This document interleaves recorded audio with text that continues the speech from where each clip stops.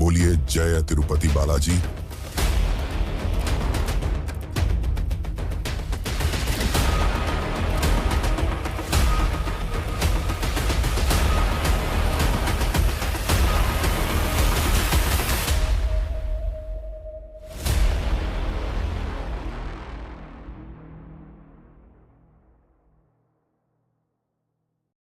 कहा जाता है कि इस मंदिर का निर्माण विजयनगर साम्राज्य के महान शासक कृष्णदेव राय ने करवाया था, पर यह सच नहीं है। इस मंदिर में वेंकटेश्वर भगवान की मूर्ति कहां से आई और इस मंदिर का निर्माण कब और किसने कराया, यह जानने के लिए हमें एक पौराणिक कथा को समझना होगा।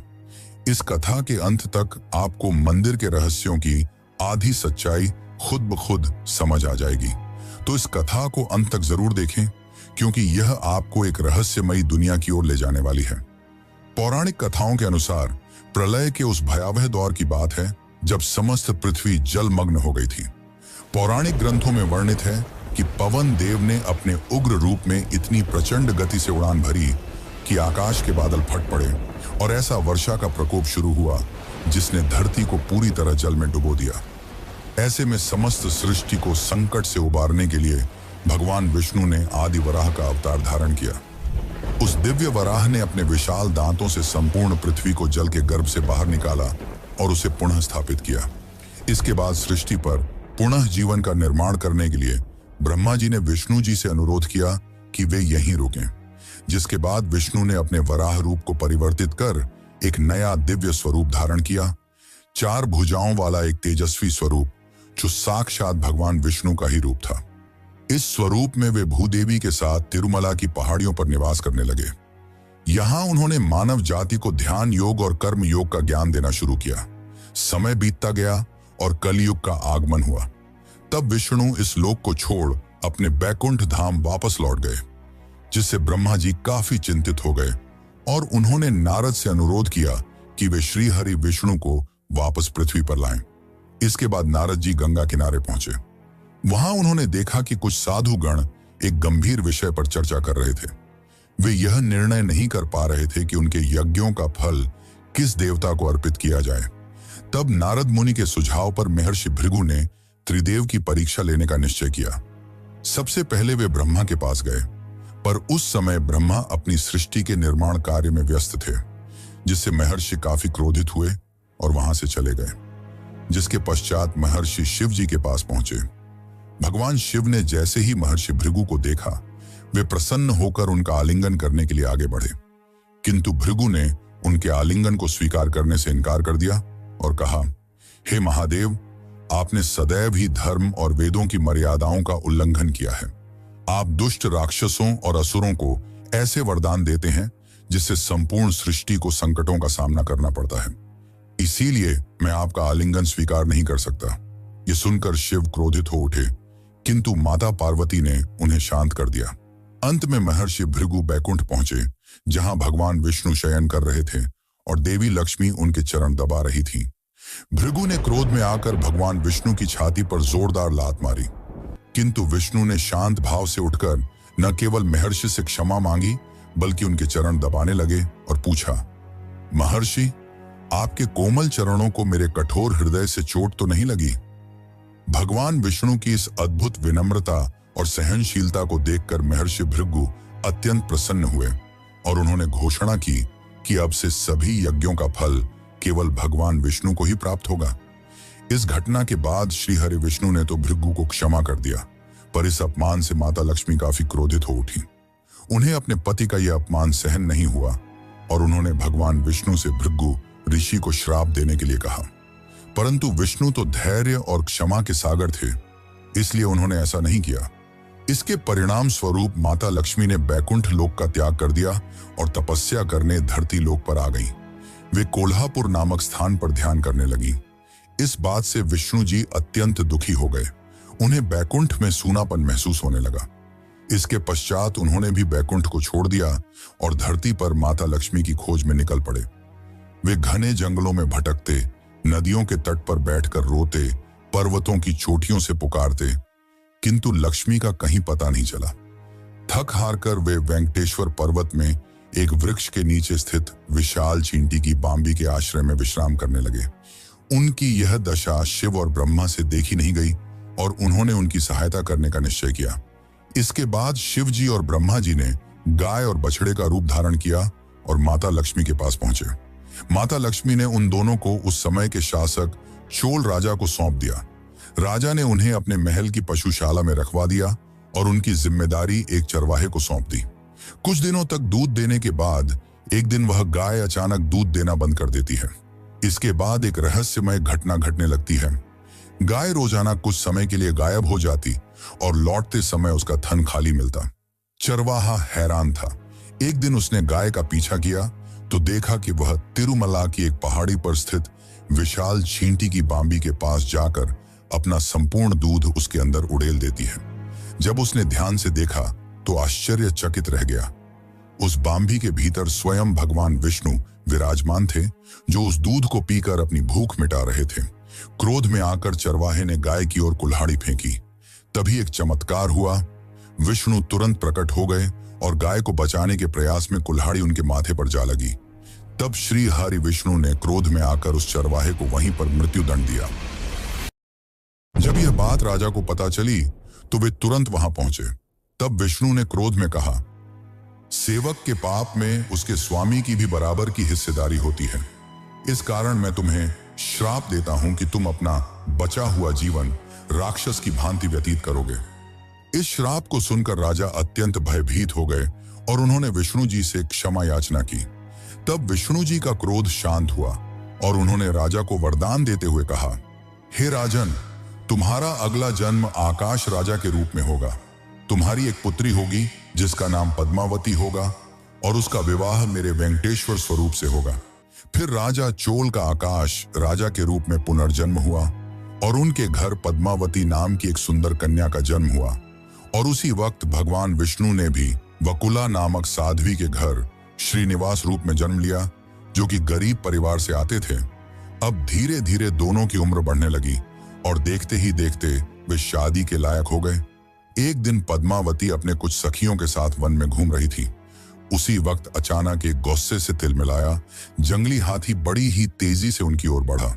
वे काफी डर गईं, लेकिन तभी वहां श्रीनिवास आ पहुंचे और उसकी रक्षा की। इससे पद्मावती काफी प्रभावित हुई और दोनों ने एक ही नजर में एक दूसरे को पसंद कर लिया। ये बात पद्मावती ने अपने पिता आकाश राजा को बताई। शुरू में तो उन्होंने साफ मना कर दिया, क्योंकि श्रीनिवास काफी निर्धन परिवार से थे। पर रात में राजा आकाश के सपने में भगवान विष्णु आए और उन्हें अपने वरदान के बारे में बताया, जिसके पश्चात राजा आकाश श्रीनिवास और पद्मावती के विवाह के लिए मान गए। लेकिन जब दोनों का विवाह हुआ तब एक शर्त रखी गई कि वर पक्ष को वधु पक्ष को कुछ धनराशि देनी होगी। परंतु श्रीनिवास तो काफी गरीब परिवार से थे, जिस कारण उन्होंने धन के स्वामी कुबेर से कुछ धन उधार लिया और उन्होंने कुबेर से यह वादा किया कि वह यह धन कलयुग के अंत तक चुका देंगे। और इसी कारण आज भी श्री वेंकटेश्वर को कर्ज में डूबा हुआ माना जाता है और यहाँ आने वाले श्रद्धालु अपनी कमाई का कुछ हिस्सा भगवान को दान करते हैं, ताकि वे उनका कर्ज जल्द से जल्द चुका सकें। आगे इस कथा के अनुसार जब श्रीनिवास और पद्मावती का विवाह हो जाता है, तब इस बात का पता मां लक्ष्मी को चलता है। वह इस बात पर विश्वास नहीं कर पा रही थी कि उनके स्वामी ने किसी और कन्या के साथ विवाह कर लिया है, जिसके पश्चात पद्मावती और माता लक्ष्मी में विवाद हो गया। यह विवाद काफी ज्यादा बढ़ गया, जिसके बाद श्रीनिवास ने अपने आप को मूर्ति में बदल लिया और यही मूर्ति आज तिरुपति बालाजी में श्री वेंकटेश्वर के रूप में पूजी जाती है। माना जाता है कि अपने पति को मूर्ति में परिवर्तित होता देख माता लक्ष्मी और पद्मावती को अपनी गलती का एहसास हुआ और वे दोनों भी श्रीनिवास की मूर्ति में समा गईं, जिस कारण आज भी जब भगवान वेंकटेश्वर की मूर्ति को स्नान कराया जाता है, तब उनके सीने में माता लक्ष्मी और पद्मावती की छवि दिखती है। और इसी कारण भगवान के स्नान के बाद पुजारी उन्हें नीचे धोती पहनाते हैं और ऊपर के शरीर को साड़ी से सजाया जाता है। ये भगवान विष्णु और माता लक्ष्मी के चमत्कारों का जीवित प्रमाण है। लेकिन मित्रों, क्या आपको पता है कि इस मंदिर का निर्माण किसने और कब करवाया? यह मंदिर का निर्माण एक चर्चा का विषय है। IIT मद्रास ने 2018 में शोध किया जिसमें पाया गया कि मंदिर की दीवारों में इस्तेमाल हुए पत्थरों के बीच का फासला हमेशा 0.2 इंच रखा गया है। एक ऐसी परिशुद्धता जो आधुनिक लेजर तकनीक के बिना असंभव मानी जाती है, पर आज से हजारों साल पहले इसे संभव किया गया। आखिर इस मंदिर का इतना भव्य और आधुनिक निर्माण किसने कराया? तो चलिए जानते हैं इस मंदिर के निर्माण का असली सच।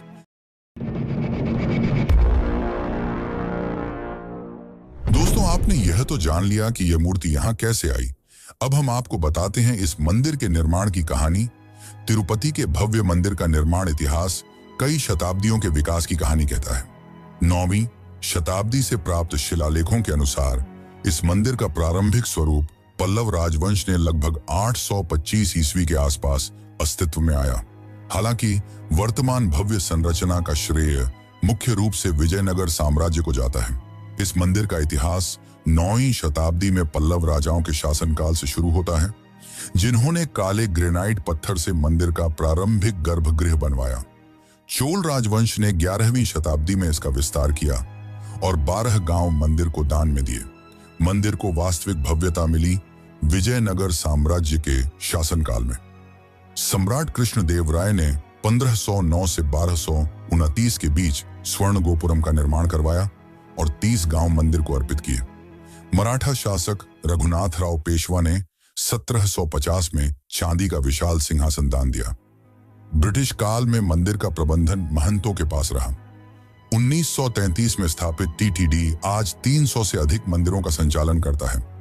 मंदिर परिसर में 1200 से अधिक शिलालेख और ASI द्वारा खोजी गई 10वीं शताब्दी की गुप्त सुरंगें इसके ऐतिहासिक महत्व को प्रमाणित करती हैं। वर्तमान में यह विश्व के सबसे धनी मंदिरों में से एक है, जहां प्रति वर्ष लाखों भक्त दर्शन के लिए आते हैं। ये सारी बातें ये बताती हैं कि इस मंदिर को किसी भगवान या किसी एक राजा ने नहीं बनवाया। इस मंदिर का निर्माण कई सालों में अनगिनत राजाओं द्वारा करवाया गया और इसके निर्माण में कई रहस्य छिपे हैं, जिसमें गुप्त सुरंगों का रहस्य सबसे खास है। माना जाता है कि यहाँ 7 गुप्त सुरंगें हैं, जिसमें से ब्रह्मास्त्र सुरंग, स्वर्ण बंदर मार्ग और काला पानी सुरंग मुख्य हैं। लेकिन इनको जानने से पहले हम मंदिर के खजाने के बारे में जानते हैं। इस मंदिर के पास 2 करोड़ 50 लाख करोड़ की संपत्ति है, जिसमें कई सारी चीजें शामिल हैं और साल भर मंदिर 2000 करोड़ से ज्यादा खर्च करता है।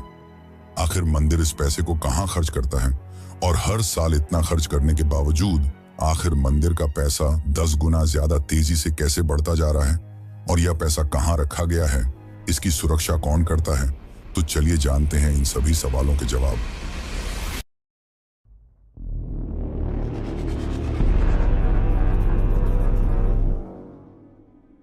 मंदिर की मासिक आय लगभग 300 से 400 करोड़ है, जबकि इसकी सालाना कमाई 5000 करोड़ से ऊपर पहुंच जाती है। इस मंदिर के पास 11 टन से अधिक सोने का खजाना है, जिसमें 1000 किलोग्राम का मुकुट और 2.5 टन सोने का कवच है। साथ ही और भी कई सोने के आभूषण हैं। 2022 में एक भक्त ने 1000 किलो सोना दान किया, जो एक ही दिन में किसी मंदिर को मिला सबसे बड़ा दान बन गया। इस मंदिर के सोने की रखवाली और मैनेजमेंट की जिम्मेदारी TTD यानी कि तिरुमला तिरुपति देवस्थानम के पास है और इस मंदिर के पास सिर्फ सोना ही नहीं बल्कि 43,000 एकड़ जमीन, शेयर मार्केट में 10,000 करोड़ रुपए का निवेश और दुनिया भर में 12 बैंक अकाउंट्स हैं। और इन सारे पैसों को संभालने के लिए TTD ने एक भूमिगत वॉल्ट बनाया है, जिसकी सुरक्षा भारतीय रिजर्व बैंक जितनी सख्त है। क्या आप जानते हैं कि इस वॉल्ट को खोलने के लिए 3 अलग अलग लोगों की अंगुलियों के निशान चाहिए? लेकिन सबसे बड़ा सवाल यह है कि यह सारा पैसा कहां जाता है। दरअसल मंदिर हर साल 2000 करोड़ रुपए से ज्यादा सामाजिक कल्याण पर खर्च करता है, जिसमें शामिल है अन्नदान, जो कि इस मंदिर का सबसे बड़ा प्रोजेक्ट है। हर दिन 3 से 4 लाख भक्तों को मुफ्त भोजन दिया जाता है। बाकी मंदिर 20 से ज्यादा मेडिकल कॉलेज और हॉस्पिटल्स भी चलाता है, जहां गरीबों का मुफ्त इलाज किया जाता है। 300 से ज्यादा स्कूल और कॉलेज, जहां 50,000 से ज्यादा बच्चों को फ्री शिक्षा प्रदान की जाती है। ऐसे और भी कई कल्याणकारी काम किए जाते हैं। अब सवाल यह है कि इतना खर्च करने के बाद भी मंदिर दिनों दिन इतना ज्यादा अमीर कैसे होता जा रहा है। इसके पीछे की सच्चाई यह है कि मंदिर सिर्फ पैसे खर्च नहीं करता, बल्कि निवेश भी करता है। 12,000 करोड़ से ज्यादा मंदिर ने फिक्स डिपॉजिट में जमा कर रखा है, जहां से सालाना मंदिर को 800 करोड़ रुपए का मुनाफा होता है। और साथ ही 10,000 करोड़ से ज्यादा रुपए शेयर मार्केट में रिलायंस, टाटा और एसबीआई जैसी कंपनियों पर लगाए हैं, जहां से उनको काफी फायदा होता है। ऐसे और भी कई जगह पर निवेश कर रखा है, जिससे मंदिर को काफी ज्यादा फायदा होता है। और साथ ही हर साल श्रद्धालु भी लाखों रुपए दान करते हैं। यहाँ श्रद्धालु केवल धन नहीं बल्कि बाल का भी दान करते हैं, जो कि एक विचित्र मगर रहस्यमयी परंपरा है। आखिर यहाँ लोग अपने बाल क्यों दान करते हैं? तो चलिए जानते हैं इसकी सच्चाई।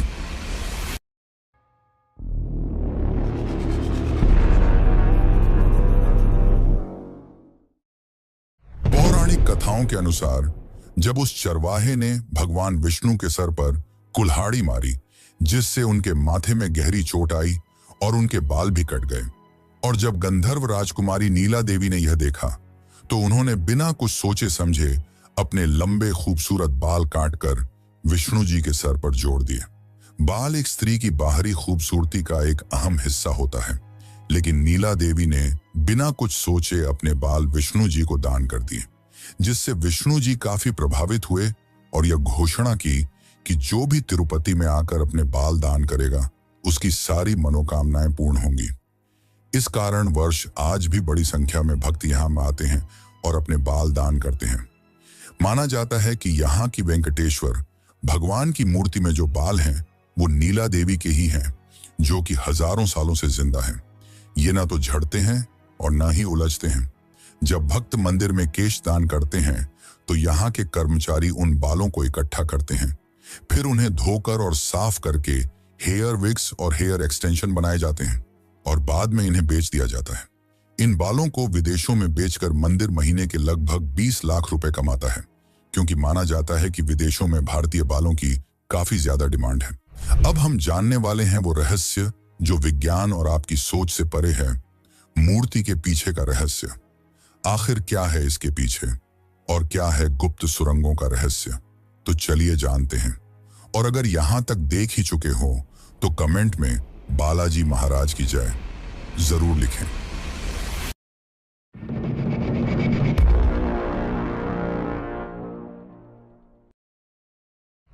साल 1937 की वो भयावह रात, जब एक युवा पुजारी रामानुजाचार्य ने जिज्ञासावश मूर्ति के पीछे झांकने की कोशिश की। अगले ही दिन उसकी आंखों की रोशनी चली गई और जुबान लकवाग्रस्त हो गई। आज भी मंदिर के रिकॉर्ड्स में यह घटना दिव्य शाप के रूप में दर्ज है। क्या यह सच में कोई अलौकिक घटना थी, या फिर मूर्ति के पीछे छुपा है कोई ऐसा रहस्य जिसे मानव आंखें नहीं देख सकती? इसे लेकर वाल्मीकि रामायण में एक चौंकाने वाला तथ्य मिलता है, जिसके अनुसार मूर्ति का पिछला हिस्सा ब्रह्मांडीय ऊर्जा का केंद्र है। इसे वैकुंठ का द्वार कहा गया है, जहां से आध्यात्मिक और भौतिक संसार जुड़ते हैं। मंदिर के वरिष्ठ पुजारी श्रीनिवासाचार्य ने 2018 में एक इंटरव्यू में बताया, रात के समय जब मैं अकेले गर्भगृह में होता हूं तो मूर्ति के पीछे से किसी के सांस लेने की आवाज सुनाई देती है, जैसे कोई जीवित हो। इसके साथ ही 2005 में एक पुजारी ने दावा किया कि उसने मूर्ति के पीछे एक नीली रोशनी देखी। और फिर 2011 में इंफ्रारेड कैमरा लगाने की कोशिश की गई, लेकिन वो अचानक फेल हो गया। 2019 में आईआईटी मद्रास के वैज्ञानिकों ने एक चौंकाने वाला खुलासा किया, जिसके अनुसार मूर्ति का पिछला हिस्सा रेडियो एक्टिव गुण दिखाता है, जिस कारण जब मूर्ति पर लाइट पड़ती है तो वहां अजीब तरंगें गूंजती हैं। पर यह केवल एक थ्योरी है। इसकी असली सच्चाई विज्ञान आज भी नहीं समझ पाया, लेकिन धर्म ग्रंथों के अनुसार यहां दूसरे लोक में जाने के लिए कई गुप्त सुरंगें हैं। जनवरी 2022 रात के 2 बजे जब एएसआई की एक टीम ने मंदिर के नीचे गुप्त सुरंग का दरवाजा खोला तो उनके सामने जो हुआ वह आज भी राज का विषय है। जैसे ही उन्होंने अंदर कदम रखा, सभी टॉर्च एक साथ बंद हो गए और उनके रेडियो डिवाइस से एक अजीब सी सिसकी की आवाज आई। अगले ही पल टीम लीडर डॉक्टर रवि ने खुदाई रोकने का आदेश दे दिया। क्या उन्होंने वहां कोई अलौकिक शक्ति देखी थी, या फिर कोई ऐसा प्राचीन रहस्य जिसे दबाना जरूरी था? धर्मशास्त्रों के अनुसार यहां 7 सुरंगें हैं, जिसमें से 3 मुख्य हैं। पहली ब्रह्मास्त्र सुरंग, माना जाता है कि इस सुरंग के अंत में एक ऐसा शक्तिशाली अस्त्र है जिसे इस्तेमाल करने वाला सबसे ज्यादा शक्तिशाली बन जाएगा। 1993 में ब्रिटिश इंजीनियरों ने इसे खोजने की कोशिश भी की थी, लेकिन उस खोज के दौरान 5 इंजीनियर रहस्यमयी रूप से गायब हो गए, जिसके बाद उन्होंने यह खोज रोक दी। दूसरी सुरंग है स्वर्ण बंदर मार्ग। माना जाता है कि विजयनगर साम्राज्य के राजा कृष्णदेव राय ने यहां 500 टन सोना छिपाया था, और जब 2018 में ग्राउंड पेनेट्रेटिंग रडार सर्वे किया गया तो यहां कई अकल्पनीय और अद्भुत धातुएं मिली। अब तीसरी सुरंग, जिसे काला पानी सुरंग कहा जाता है, इसके अंदर एक अज्ञात काले पानी जैसा तरल पदार्थ भरा हुआ है, जिसकी 2001 में सैंपल लिया गया, और जब लैब टेक्नीशियन ने इसकी जांच करने की कोशिश की तो उनकी आंखों की रोशनी चली गई। आखिर ऐसा कैसे हुआ? तिरुपति बालाजी की रहस्यमयी कहानियां यहीं समाप्त नहीं होती। असली चौंकाने वाला रहस्य तो भगवान की मूर्ति से निरंतर बहने वाला पसीना है।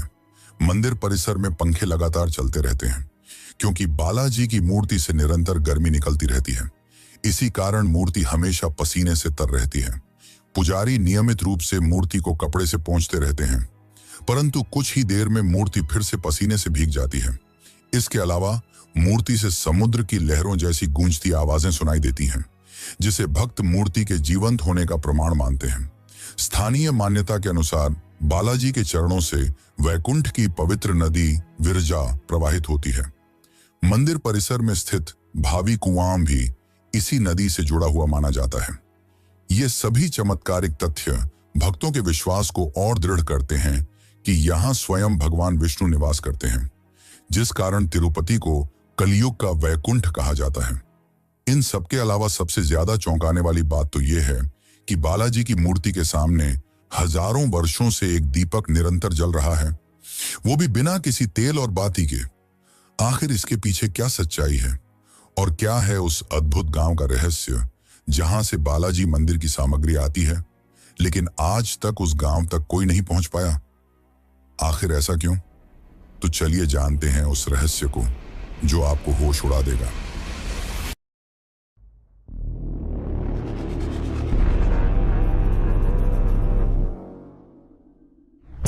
साल से जल रही वो लौ जिसने वैज्ञानिकों को हैरान कर दिया है।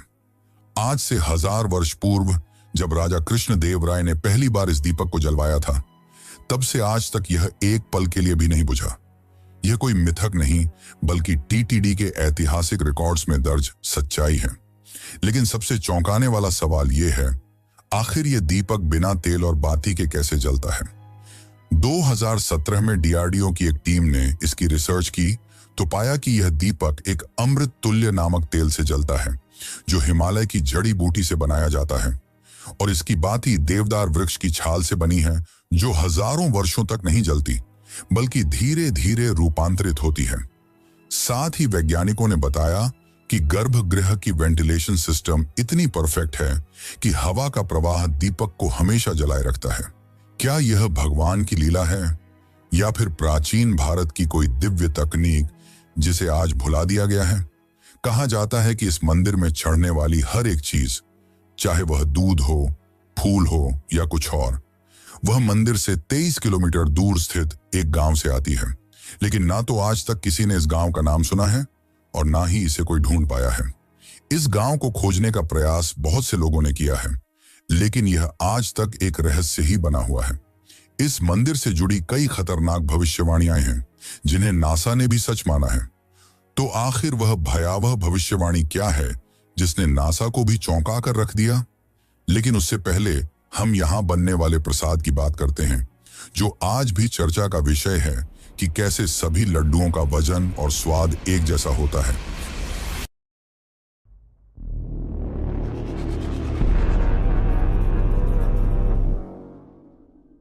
तिरुपति मंदिर में प्रसिद्ध लड्डू प्रसाद की कहानी बहुत ही अद्भुत है।